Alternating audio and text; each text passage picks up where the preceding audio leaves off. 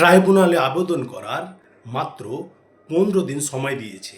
তার মধ্যে কিন্তু 8 দিন অতিবাহিত হয়ে গেছে, আর মাত্র হাতে 7টা দিন সময় আছে। এর মধ্যেই কিন্তু আপনাদের ট্রাইব্যুনালে আবেদন করতে হবে। অনেকেই কিন্তু এখনো পর্যন্ত অফলাইনে আবেদন করার আশায় বসে আছেন। তো কিন্তু আমি বলবো বন্ধুরা, বড় বড় আধিকারিকদের সাথে কথা বলেছি যে এখনও অনলাইনে যারা আবেদন করছেন তাদের কিন্তু ডকুমেন্টস আপলোডের অপশন দেয়নি, তাই কিন্তু অনেকেই আবেদন করতে চাইছেন না। তারা বলেছেন যে অনলাইনেই আবেদন করে দিন, কারণ অফলাইন কিন্তু এখনও চালু হয়নি। ট্রাইব্যুনালে অফলাইনের এখনও কিন্তু কোনো সিদ্ধান্ত হয়নি। তাই যেটা নির্বাচন কমিশন সাইটে দিয়েছেন সেই সাইট থেকেই কিন্তু অনলাইনে আবেদন করে নিতে হবে। একটা কথাই আছে না, আজ্ঞার আগে আর পাঁচকার ভাগ্যে। তো আমি বলবো বন্ধুরা, আপনারা অনলাইনেই আবেদন করে ফেলুন। আমি আধিকারিকদের প্রশ্ন করেছিলাম যে আমরা যে ডকুমেন্টস আপলোড করব না, তো এতে সমস্যা হবে না? তারা আমাকে এই প্রশ্নের উত্তরে বলেছিলেন যে কোনো আপনার সমস্যা হবে না। আপনার যখন হিয়ারিং হয়েছিল তখন কিন্তু আপনার সমস্ত ডেটা, আপনার সমস্ত তথ্য কিন্তু তাদের কাছে নথিভুক্ত আছে। অর্থাৎ আপনার যখন এপিক নাম্বার দিয়ে সার্চ করবে তখন কিন্তু সমস্ত তথ্য তারা পেয়ে যাবেন। আর পরবর্তীতে যদি কিছু তারা মনে করেন যে না, এই সব ডকুমেন্টস হবে না, আরও অন্যান্য ডকুমেন্টস লাগবে, তখন তারা হয়তো মেসেজ করবেন বা বিএলআরওদের নোটিশ দেবেন, বা আপনি যেভাবে হোক আপনাকে তারা জানিয়ে দিবেন। তাই যারা অফলাইনে আবেদনের জন্য বসে আছেন তাদের বলবো তারা অতি দ্রুত অনলাইনেই আবেদন করে ফেলুন। তো কি করে অনলাইনে আবেদন করতে হবে আমি আপনাদের স্টেপ বাই স্টেপ আজকের এই ভিডিওতে দেখিয়ে দিব। কোথায় কি লিখতে হবে, আপনাদের কি করে এই ফর্মটা ফিল আপ করে সাবমিট করতে হবে, সম্পূর্ণ প্রসেস কিন্তু আমি দেখিয়ে দিব।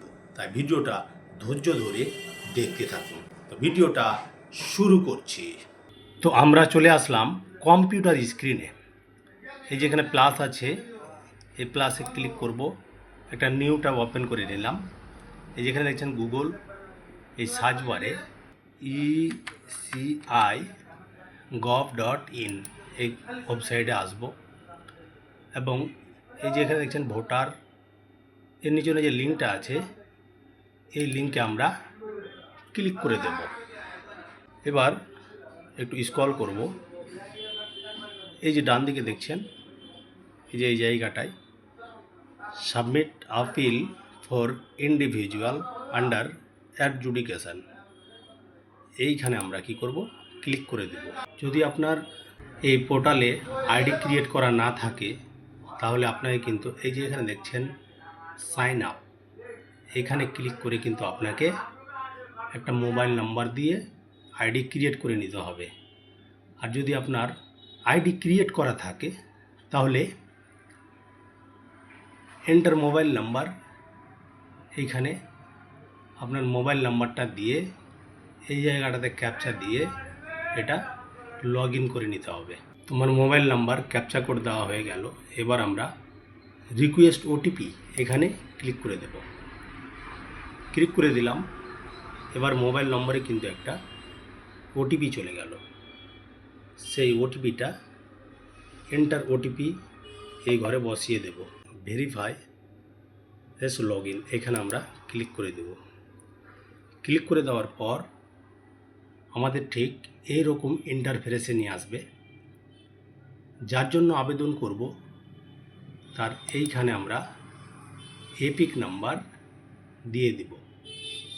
তারপরে এপিক নাম্বার দেওয়ার পরে আমরা সার্চ করে দেব। সার্চ করে দিলাম। এবার এখানে ভালো করে লক্ষ্য করুন, এখানে কিন্তু যিনার জন্য আবেদন করছি তার নামটি চলে আসলো। এবার এই যে এখানে দেখছেন ফুল নেম, এই ফুল নেমের জায়গাতে যার জন্য আবেদন করছেন তার নামটা এখানে লিখে দিবেন। তারপরে এইখানে কিন্তু মোবাইল নাম্বার দেখাবে, মানে আপনার যে নাম্বার দিয়ে আপনি লগ ইন করেছেন, আর এই জায়গাটাতে ভেরিফাইড এটা দেখাবে। তারপর যার জন্য আবেদন করছেন তার এপিক নাম্বার এখানে কিন্তু দেখাবে। তারপরে এই যে এখানে দেখছেন ফুল অ্যাড্রেস উইথ পিনকোড, আপনাকে ফুল অ্যাড্রেস এই জায়গাটাতে লিখতে হবে 250 ক্যারেক্টারের মধ্যে, মানে 250 ওয়ার্ডের মধ্যে আপনাকে কিন্তু ঠিকানাটা এখানে লিখে দিতে হবে পিনকোড সমেত। এই যে এখানে দেখছেন brief fact of the appeal, আপনি যে আপিলটা করছেন তো এইটা কিন্তু আপনাকে এই বক্সটাতে লিখতে হবে। তো কি করে লিখতে হবে আমি লেখাটি দেখিয়ে দিচ্ছি আপনাদের। আমি এক জায়গাতে লিখে রেখেছি এবং এর বাংলা মানেটাও আমি লিখে রেখেছি। এই দেখছেন এটি হচ্ছে ইংলিশ, এই লেখাটি লিখতে হবে, আর এর বাংলা হচ্ছে, এই যে ভালো করে লক্ষ্য করুন, এটি হচ্ছে এর বাংলা। এটা আপনারা ভালো করে পড়ে নেবেন। আর হ্যাঁ, এই যে এখানে আই আছে, এখানে ব্র্যাকেট দেওয়া আছে ইয়োর নেম, এই জায়গাটা আছে তো ইয়োর নেম, এখানে কিন্তু ব্র্যাকেট সমেত এইখান পর্যন্ত আপনি উঠিয়ে দিবেন। তারপরে আপনার নামটা এখানে লিখে দিবেন। তারপরে এই যে এইখানে দেখছেন কনস্টিটিউয়েন্সি নেম, অর্থাৎ আপনার বিধানসভার নামটা এখানে কিন্তু লিখে দিতে হবে। আপনি সেটা কোথায় পাবেন? আপনার যে ভোটার লিস্টে ডিলেট দেখাচ্ছে ওইখানে কিন্তু আপনি বিধানসভার নামটি পেয়ে যাবেন। ওখান থেকে আপনি এই যে ব্র্যাকেট থেকে এখান থেকে তুলে এই জায়গাটাতে লিখে দিবেন। তারপরে এখানে পার্ট নাম্বার, আপনার পার্ট নাম্বারটাও আপনি ওই ভোটার লিস্টে পেয়ে যাবেন, সেখান থেকে দেখে লিখে নেবেন। এবং আপনি আপনার সিরিয়াল নাম্বারটাও দেখে দেখে এখানে লিখে দিবেন। তো সিরিয়াল নাম্বারটা কোথায় পাবেন? আপনার যে ভোটার লিস্টটা আছে সেখানে যে ডিলেট আছে তার সব উপরে বাম দিকে দেখবেন যে সিরিয়াল নাম্বার দেওয়া আছে, সেখান থেকে আপনি সিরিয়াল নাম্বারটা এখানে লিখে দিবেন। তারপরে আর কিচ্ছু করতে হবে না আপনাকে, এটার কাজ কিন্তু শেষ। তারপরে আমরা চলে যাব এই যে রিলিফ সব, এই যে এই বক্সটা আছে এটা কিন্তু 500 ক্যারেক্টারের মধ্যে আপনাকে লিখতে হবে, অর্থাৎ 500 ওয়ার্ডের মধ্যে। তো এই জায়গাটাতে কি লিখবেন এই ফাঁকা ঘরটাতে সেটাও আমি দেখিয়ে দিচ্ছি। আমি এক জায়গাতে লিখে রেখেছি, এই যে দেখুন রিলিফ সাউথ, এই যে এখানে দেখছেন আই ইয়োর নেম, এইখানে আপনার নামটা আপনি লিখে দিবেন।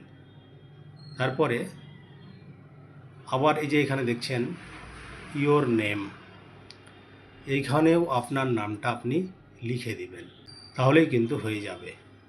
এই ডান দিকে হচ্ছে এর মানেটা, এইটা আপনারা ভালো করে পড়ে নেবেন, মানে আপনি কি চাইছেন এই সম্বন্ধে আপনি এখানে এই যে লেখাটি আছে এই লেখাটির মানে হচ্ছে এইটা, এটা আপনি এই ঘরটাতে বসিয়ে দিবেন। তারপরে এই যে এখানে দেখছেন প্লেস, মানে হচ্ছে কি স্থান, আপনি যেখান থেকে আবেদন করছেন সেই স্থানের নামটা এখানে লিখে দিবেন।